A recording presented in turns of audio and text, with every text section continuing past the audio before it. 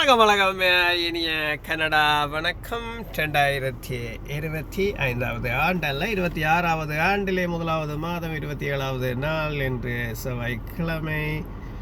இப்போது நேரம் சரியாக 9:04. இது கனடாவிலே இன்று செவ்வாய்க்கிழமை. ஆமாம், இந்த காலநிலை இப்படியே அட்டகாசம் செய்து கொண்டிருக்கின்றது. இங்கே பாருங்கள், வேலைக்கு செல்ல வேண்டிய நேரம் தாண்டி விட்டது. ஆனால் என்னால் சென்று அடைய முடியவில்லை. காரணம், அவ்வளவு வாகன நெருக்கம். என்று நேற்றைய தினம் வாகன நெருக்கம் குறைவாக இருந்தது. காரணம், யாருமே வேலைக்கு செல்லவில்லை.